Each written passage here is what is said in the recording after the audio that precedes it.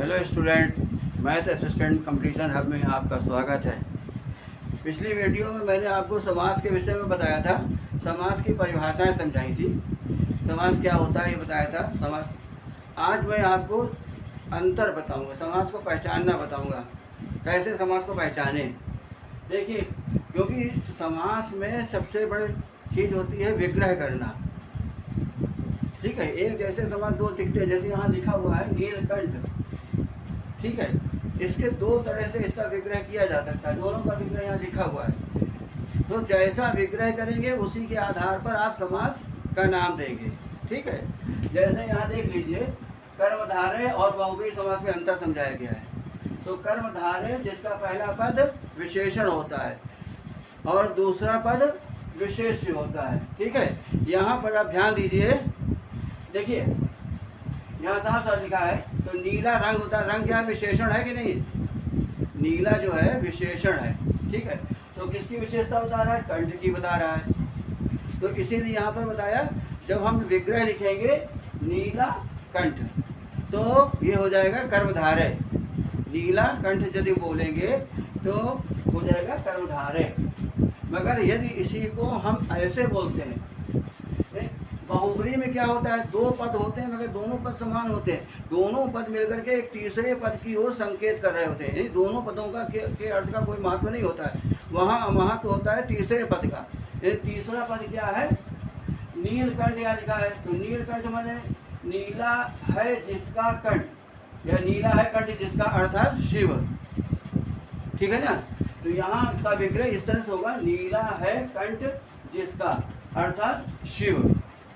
तो यहाँ तीसरा अर्थ निकल रहा है, यहाँ शंकर जी के, यहाँ नीलकंठ जो प्रयोग किया गया है वो शिव जी के लिए प्रयोग किया गया है। ठीक है, तो यहाँ पर इसीलिए ये अंतर है। ये अंतर कैसे होगा ये हमने आपको बता दिया, केवल विग्रह के आधार पर ही समास को पहचाना जा सकता है। तो जैसा आप विग्रह करेंगे उसी के आधार पर आप उसका नाम लिखेंगे, उसकी कोई ट्रिक नहीं होती है। केवल एक ट्रिक है कि विग्रह कैसे करते हैं आप, है ना? बहुत लोग आपको बताते हैं अपने अपने चैनल में कि ट्रिक बताते हैं, तो ट्रिक कोई नहीं होती। ट्रिक सिर्फ विग्रह करने की है। मैं आपको बता रहा हूँ, मैं टीचर हूँ, मैं समझा रहा हूँ आपको। ठीक है, दूसरा देख लीजिए, यहाँ पर लिखा है कमल नयन। कमल जैसे नयन, किसी की भी हो सकते हैं कमल जैसे नयन, है ना? तो यहाँ कमल जो है, कमल क्या है? विशेषण है। ठीक है, नेत्रों की विशेषता बता रहा है। किसी के भी नेत्र कैसे हैं? कमल जैसे हैं। तो किसी के भी नेत्र कमल जैसे होते हैं तो वो साधारण बात हो गई ना। यहाँ विशेषण हो गया कमल, नेत्र होगा, किसी के भी नेत्र हो सकते हैं। अब इधर देखिए, अब फिर लिखा है कमल नयन, अब फिर लिखा है कमल नयन, मगर यहाँ पर विग्रह कैसे हो रहा है? कमल जैसे नेत्रों वाले। यदि हम ऐसे लिखते, विग्रह करते हैं कि कमल जैसे नेत्रों वाले, अर्थात श्री कृष्ण, तो ये हो जाएगा बहुब्रीहि। क्योंकि यहाँ पर आप देख रहे हैं, मैंने अभी बताया कि बहुब्रीहि जो होता है वो कैसा होता है, दोनों पद अपना अर्थ छोड़ करके एक तीसरे पद के अर्थ की ओर इशारा कर रहे होते हैं। तो इसीलिए उसको हम क्या कहते हैं? बहुब्रीहि समास कहते हैं। बात समझ में आ गई? अब नेक्स्ट देखिए, अगला बहुब्रीहि और द्विगु समास। तो बहुब्रीहि की हमने आपको बताया, तो देखिए एक और उदाहरण देखिए, अनादि ना आदि। यदि हम लिखते हैं ना आदि, यानी आदि नहीं, तो वहाँ पर कर्मधारय हो जाता है। ठीक है, मगर इसी को हम दूसरे से लिखें, नहीं आदि है जिसका, अर्थात ईश्वर, तो वो बहुब्रीहि हो जाता है। ठीक है ना? उसी तरह अमर में है ना मर, तो जब हम कहते हैं ना मर तो हो जाता है कर्मधारय। मगर उसी को हम लिखते हैं नहीं मरता है जो, अर्थात देवता, ईश्वर। ठीक है, तो ये सब निर्भर करता, मैंने अभी आपको बताया कि आप विग्रह किस तरह से करते हैं। विग्रह के आधार पर आप उसको समास को डिसाइड कर सकते हैं कि कौन सा समास है। ठीक है, देखिए अब द्विगु समास और बहुब्रीहि समास में क्या अंतर है बता रहे हैं आपको। यहाँ पर भी वैसे द्विगु समास में पहला पद संख्यावाचक विशेषण होता है, और बहुब्रीहि में हमने आपको पहले बता दिया था कि यदि वहाँ संख्या है भी तो पहले पद और दूसरे पद दोनों पद समान होते हैं और उनका वो तीसरे पद की ओर संकेत कर रहे होते हैं, यानी उसका वहाँ पर संख्या का कोई मतलब नहीं है। ठीक है ना। अब जैसे यहाँ देखिए जैसे लिखा है चतुर्भुज, तो 4 भुजाओं का समूह, तो ये द्विग समूह हुआ क्योंकि यहाँ पर 4 संख्या लिखी है ना।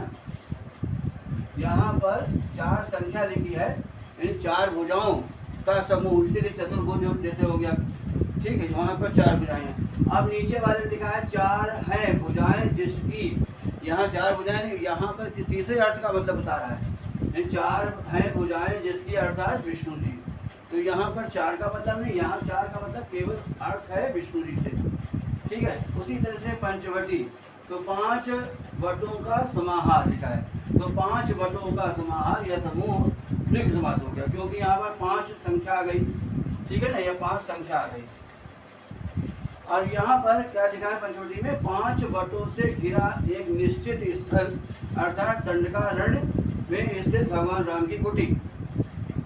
तो यहाँ जब पंचवटी बोला जाता है तो सीधे ध्यान कहाँ चला जाता है, राम की कुटी की ओर, दंडकारण्य की ओर। ठीक है ना। तो जब हमारा ध्यान वहाँ जाता है तो यहाँ वो क्या हो गया, बहुव्रीहि समास हो गया। ठीक है। उसी तरह से यहाँ 10 आनन है, तो यहाँ पर 10 संख्या, 10 आनन, यदि हम बोलते हैं 10 आनन, 10 आननों का समूह, तो ये वो हो जाता है द्विग समास, क्योंकि यहाँ पर 10 की संख्या यानी 10 मुख हैं जिसके। यहाँ देखिए यहाँ 10 जो है ये महत्वपूर्ण है, इसीलिए कहा 10 आननों का समूह होगा तो होगा द्विग समास। मगर उसी के नीचे लिखा हुआ है 10 है आनन जिसके अर्थात रावण, यहाँ तीसरा अर्थ निकल रहा है रावण का। ठीक है। हमने अभी आपको बताया कि दोनों पद समान, बहुव्रीहि समास में दोनों पद अपना अर्थ छोड़ करके तीसरे पद के अर्थ की ओर संकेत कर रहे होते हैं, वो बहुव्रीहि समास होता है। ठीक है।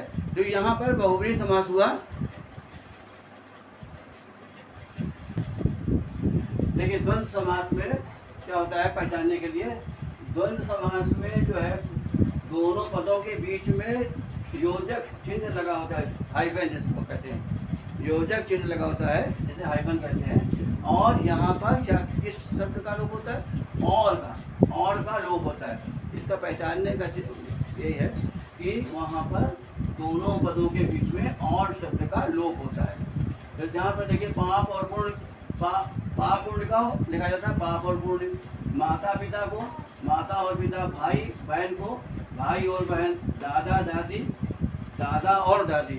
उसी तरह से है गुण दोष, जैसे होता है गुण और दोष, नदी नाले नदी और नाले, देश विदेश, इसका होगा देश और विदेश, ऊंच नीच ऊंच और नीच।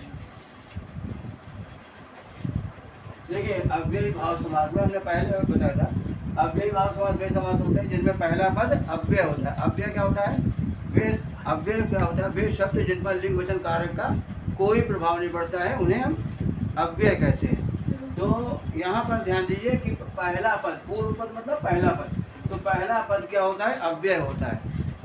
ठीक है ना। उत्तर पद में कोई भी शब्द हो सकता है, मगर यहाँ पर पहला पद जो होगा वो अव्यय होगा। तो जैसे यहाँ पर लिखा है प्रति, तो प्रति पर कोई लिंग वचन कारक का कोई प्रभाव नहीं पड़ता, प्रति चाहे स्त्रीलिंग हो या पुल्लिंग हो, सब में वो प्रति ही लिखा जाता है। यहाँ देखिए प्रति वर्ष, यानी प्रति दूसरा प्रति वर्ष मिलकर के प्रतिवर्ष बना, यानी प्रत्येक वर्ष, है ना, प्रतिदिन नहीं प्रत्येक दिन। उसी तरह से यथाशक्ति, यथा है पहले में, अब यथा में कोई भी लिंग वचन कारक का कोई प्रभाव नहीं पड़ता, वो एज इट इज रहता है, जैसा शब्द है वैसा ही रहता है ना। वो किसी भी रूप में भी होगा मगर वो यथा ही लिखा जाएगा। यथाशक्ति हो गया, यथाधीन हो गया, कुछ भी आप यथा लगाएंगे वो यथा चेंज नहीं होगा। ठीक है। यहाँ चेंज हो सकता है मगर यहाँ चेंज नहीं होगा। ठीक है। तो यहाँ पर देखिए यथा लिखा हुआ है, यहाँ पर शक्ति लिखा है, तो यथाशक्ति हो गया शक्ति के अनुसार। उसी तरह से आ है, अब आ में ये आ जो है यह शब्द है, अब इस पर कोई लिंग वचन कारक का कोई प्रभाव नहीं पड़ता है। ठीक है। अब ये आ जो है किसी के साथ भी जुड़ सकता है। अब जैसे यहाँ उत्तर पद है जीवन, तो आजीवन हो गया, है ना। तो यानी इसका हो गया जीवन भर, आजीवन का विग्रह हो गया जीवन भर। उसी तरह से अनु है, अनु भी जो है वो अव्यय है। अब यहाँ पर आपने देखा अनु और यहाँ शब्द लिखा है रूप, उससे मिल करके बन गया अनुरूप, यानी रूप के योग्य, ठीक है ना। उसी तरह भर, अब भर में लिंग वचन कारक का कोई प्रभाव नहीं पड़ता है, तो और उधर लिखा है पेट, ठीक है। अब इनको मिल करके बन गए भरपेट, यानी पेट भर के, अर्थ निकला पेट भर के। उसी तरह हाथ, अब यहाँ पर हाथ और हाथ दोनों लिखा है, तो यहाँ बन गया समस्त पद बना हाथों हाथ, तो इसका हो जाएगा हाथ ही हाथ में। अगर आपको वीडियो पसंद आई हो तो वीडियो को लाइक करें, चैनल को अगर अभी तक सब्सक्राइब नहीं है, पहली बार देख रहे हैं तो चैनल को सब्सक्राइब करें और वीडियो को अपने दोस्तों में भी शेयर करें ताकि वो भी इसका लाभ उठा पाएँ। Thank you.